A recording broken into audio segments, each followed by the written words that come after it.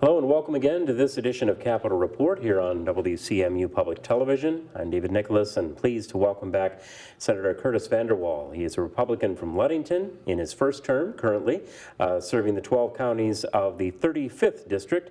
Good to see you again, Senator. Welcome back. Well, thank you, David. I'm glad to be here today. As we welcome in our audience this evening, we're almost 2 weeks removed from Governor Gretchen Whitmer's second State of the State address. Key focus, of course, was on her #1 campaign point, which was fixing the state's roads. 10 years ago, the legislature pushed back on then Governor Snyder's call for an increase on vehicle registration fees, and last year pushed back for Governor Whitmer's call for an increase in the gas tax.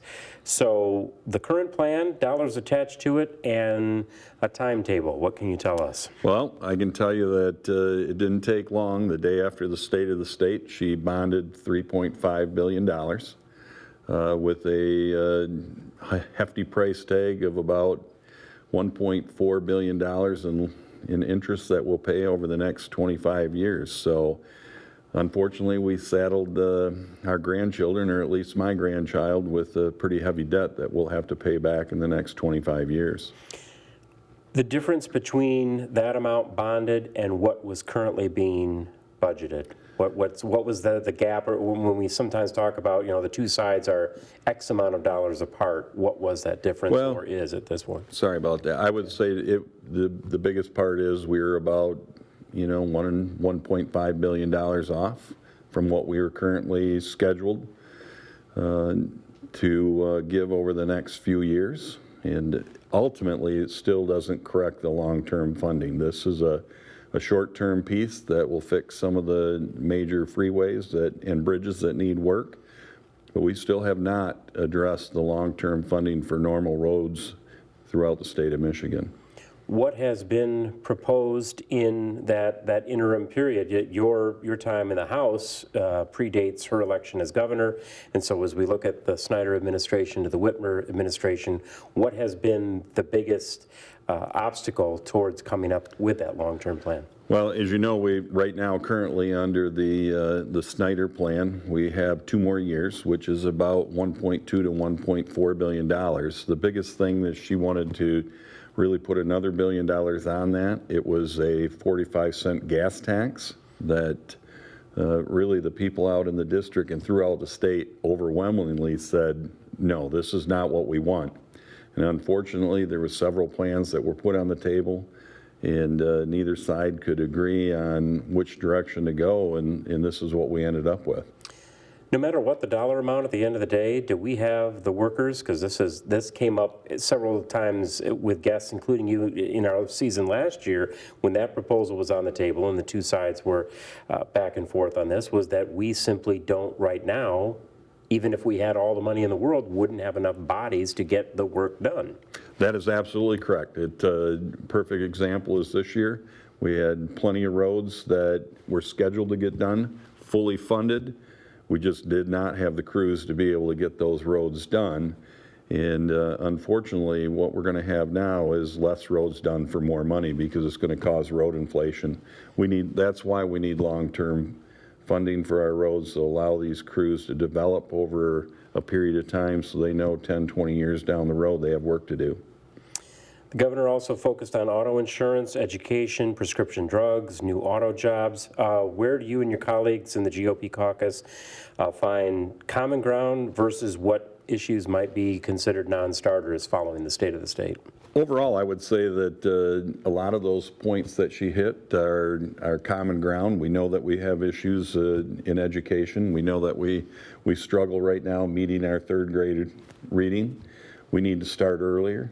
If that means a universal 4-year-old childhood program, I think we need to look at how that plays out, how we fund it.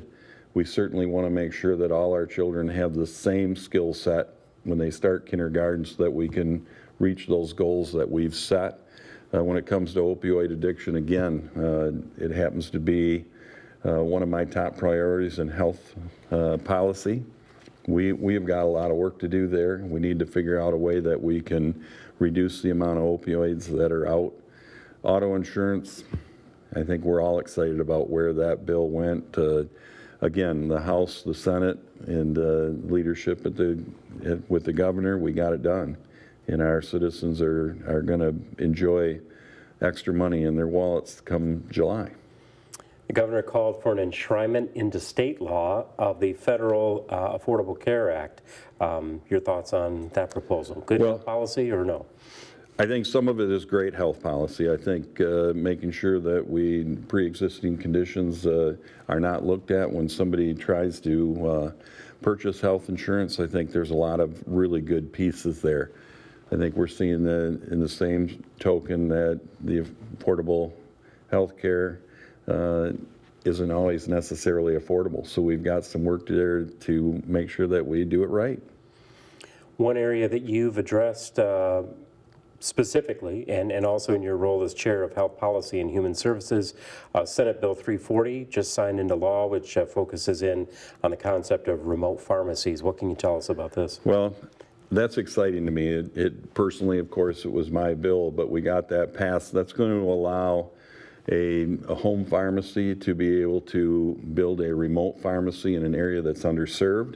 It has to be 10 miles away from any existing pharmacy. And how much of that concept is a reality in a more northern part of the state district such as yours? Very big. And I'll give you an example. In Ludington, Michigan, where I call home, we have a pharmacy.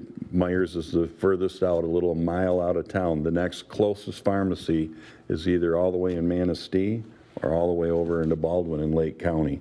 So this will allow them to move into areas that, number one, give proper education to somebody that wants to buy a prescription, education, understand what that medication will truly do, along with save them time and money.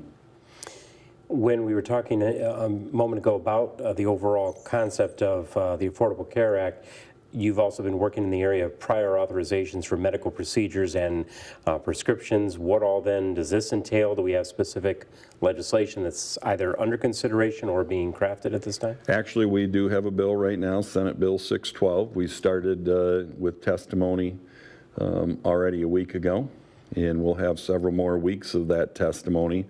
But this is going to speed up the process when a patient visits their doctor.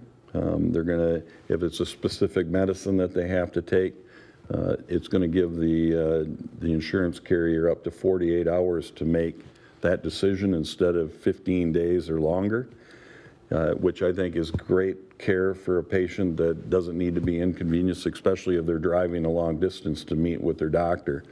So that Senate bill is already there. As I said, testimony has been hot and heavy. Do you, is this companion bill then in the House, or the House has already taken action, or would this be, as we sometimes see, the marriage of two bills into one? What is next in the procedure then, beyond the testimony you spoke of? Yeah, the next thing that will take place for us is, of course, it'll stay here in the Senate. And once we get it passed out of the Senate, it will go to the House for their consideration. Okay. The governor also spoke about extending health care coverage for a full year for low-income women who have given birth. Is this a likely budget proposal that you and the legislature would expect coming, and then potentially as a particular proposal, budget-wise, it would come through your committee? Well, I would believe it would come through my committee. I would like it to. She talked about it being regional. I feel very strongly that this needs to be a statewide program, and I feel that a pregnant woman in Warren, Michigan is as valuable as a pregnant lady in Lake County or Wexford County or anywhere else. So it's extremely important. I do believe pregnancy coaches, pre and post, are a great way to look in the future to make sure that those ladies have the education they need and what is going to happen to them in their body. How would this be then?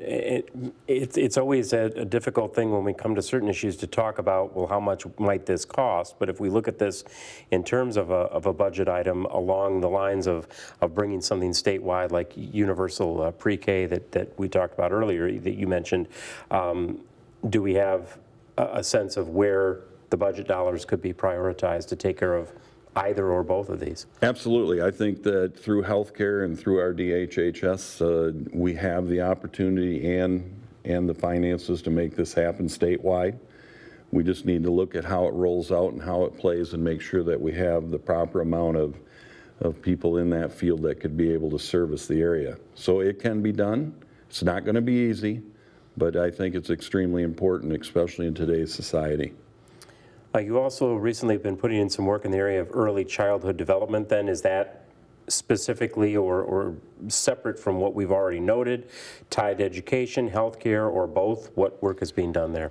Well, we've been working with my colleagues and with a friend of mine in the House to make sure that we offer quality childhood care, and then which would spur right into the next level of early childhood. So it is separate, but we have so many rules and regulations right now on child care that we're losing providers all over the state. And what's happening there is we actually have kind of a black market child care going on. They don't do any reporting. There's no oversight. And I think that we need to make sure that we're working together, that those children are in there, they're getting a quality program, quality food, and which would work right into the steps of early childhood development. Then are you saying too much regulation or loopholes in what is on the books that's allowing some of these other negative instances to be taking place? We are actually over-regulating right now, I feel, our childhood centers and child care, and it's causing people just to say this is more work than I need to do, and we're going to get out. Many of the young people are involved, of course, in school athletics. You have a bill addressing the training for athletic trainers that was recently signed into law. What details on this? Well, what that did is it allowed trainers to get updated education a lot easier, a lot quicker, which would make them on the cutting edge of taking care of kids that are, or young adults that are in school that they're training. The tariffs from the Trump administration have had some short and long-term effects on many different economic sectors in the U.S. Large portion of your district devoted to agriculture, including the prominence of the cherry crops for Northwest Michigan. What is the latest for the cherry industry, again, if we look at this short-term and or long-term? Well, short-term is that the department and the federal government denied placing any tariffs on cherries coming in from Turkey. 70% of all our nation's cherries that are here are grown here in Michigan, and we are being driven out of business, and it's a very scary thing for our cherry growers in northern Michigan, that if we don't step in and place some tariffs on the Turkey cherries, we're going to lose, if not all, the majority of our growers in the state. So working very hard with the administration and some of my friends in the U.S. Capitol to make sure that we take care of our local growers. What rationale was provided for not placing the tariffs on those? And that said, we acknowledge the many different cycles of weather. We've had some really tough seasons. A lot of cherries have had to be brought in from elsewhere. I don't recall that at any time, especially leading up to the Cherry Festival, that we were talking about cherries coming from a foreign country, perhaps other places in the country, but why specifically Turkey, and what do we see then? Well, what's happened is Turkey has got a very similar growing climate as what we've done, and their government has said, hey, we'll subsidize the growers to help them get cheap cherries into the United States, and we'll own the market. And that's what they're pushing right now, is they're selling a cherry at cents on a dollar compared to what our growers are going through, and it is very alarming. Going to need the help from our president. Timetable then, as we look at an upcoming season, we look down the road and we always think of July as the Cherry Festival time, but in terms of putting this in conjunction with the current growing season, how does this play out going into that, coming out of that, as far as the battle being waged right now? My ultimate goal would be that we could have something that would put in place before this growing season and the harvest, which means it needs to happen in the next, 3 months. Reality is things go a little slower than that, but if the growers know, even if they have this product in storage, they're going to be protected, we'll give them an opportunity to say we have a chance. Maybe able to weather that a little bit better then. Absolutely. Yeah. We're taking stock, too, on the latest hunting season for deer in Michigan. Debate always remains active on the question of baiting bans. Your thoughts here? Well, I think if we discussed this the last time, it was pretty hot and heated. As you know, I thought we'd have a little more fun this Oh, time. yes. Well, we got the bills through the House and the Senate and onto the governor's desk, and she vetoed them. And, the alarming piece to that is we know that our deer kill was down considerably this year. Licensed sales, we know that we haven't gotten an exact number. We know that they're at least 12 to as high as 22% down, so somewhere in that number, which means we're going to have more deer. We're going to have a less healthy herd.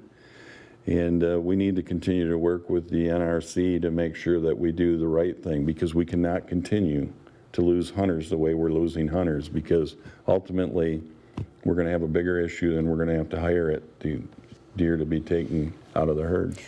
Less healthy. We've been talking for years about bovine TB, thinking of that primarily as a northeastern, because that's where most of that crisis was and has continued to be centered. Possibility that it becomes much more widespread, or other illnesses that we're concerned about that maybe have not received as much attention as bovine TB? Well, bovine TB is, of course, very alarming, and we've really kept it in that area. Probably the biggest thing we have now is CWD, chronic wasting disease. And I think I may have crossed the two between the cattle herd and the deer herd. My apologies. Right. That's all right. Even if we then shift that focus as we should to CWD, the amount of containment versus the potential for the spread that we would see. Well, absolutely. The more deer you have, the more they move, the more they're going to go to areas where they know they can get food, or they're going to congregate more. And as deer become older, we see that it's more prevalent.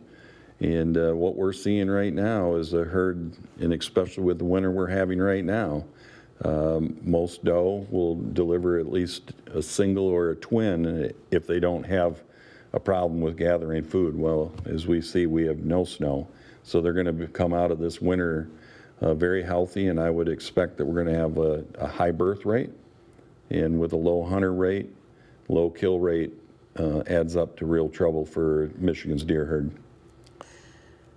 On that same topic of the potential impact of weather, we've seen some very wide and varied weather occurrences, seasons.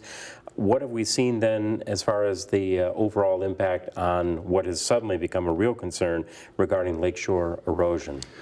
Well, lakeshore erosion, I just met with my city officials today in Mason County, and we've got a real problem up and down the coastline and really in every lake in the Great Lakes system. We do have a bill that's working its through. We just passed it out of the Senate. It's over in the House, which really allows property owners to take emergency action through the department, make sure they notify, but they can actually put a seawall in place or shore protection in place, and then have it inspected down the line, several months down the line. We've got a problem. We know right now they're saying the lake is at near peak or at peak.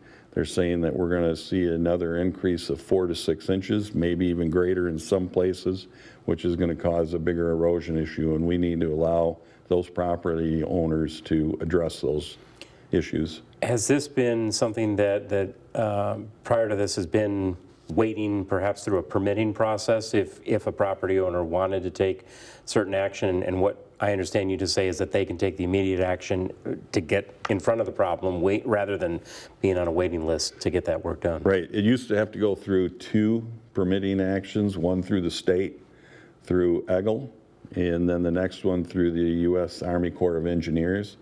And this is allowing them to bypass that. All they do is notify the department, and they will allow them to put it in place with some specific recommendations, and then they can come and have it inspected a few months later.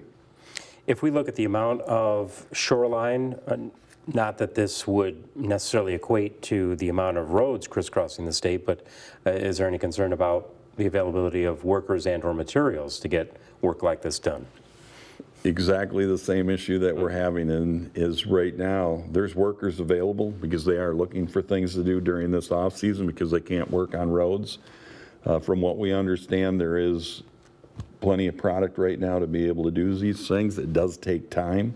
You just don't put something in place in a couple days. It takes, weeks in a lot of cases to build these protections for the shoreline. So, as soon as they can get themselves scheduled and take those opportunities to get it done, the better for them. As we kind of take stock here, with the governor having delivered the state of the state and now with the approach of the budget release, what measures for you represent what we might call the unfinished business from the first half of the legislative session, and how does that translate into main goals for this coming year?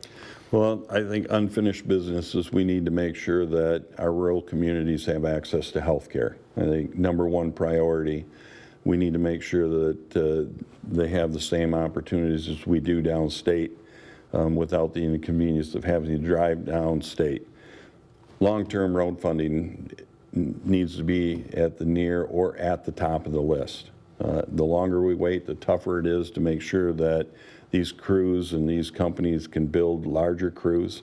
So we need to look over the future of that. And then, we've got education, and it continues to be a piece that we need to discuss.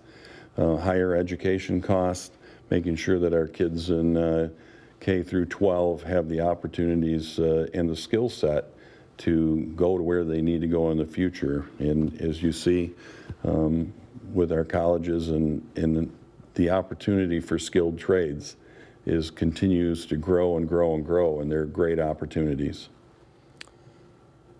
Population centers are downstate. Roads of economic importance, as they have been labeled, are primarily downstate. I'm not going to go poetic and talk about the roads less traveled, but is there enough attention being given to these, as you see it, on a statewide basis, or are you and other colleagues in the more central to northern part of the state still seeing too much attention to that lower tier of areas? What a great way to just hammer me on the last little bit. But I would say that my colleagues that are where we like to say north of the knuckles are very concerned.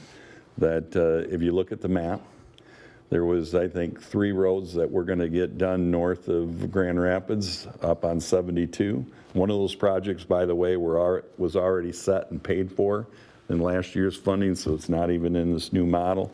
And the same thing in the UP, there's only 2 stretches. So I feel that we think there was a little political move that it went downstate and it didn't incorporate some of our smaller communities up north, and that's a concern. We need to continue to work and build relationships so those opportunities come north also. How much common ground do you find, even if we're talking about across party lines, with representatives either in the House or the Senate, to addressing it as the northern part of the state as a whole, to make a loud enough voice downstate to make that case?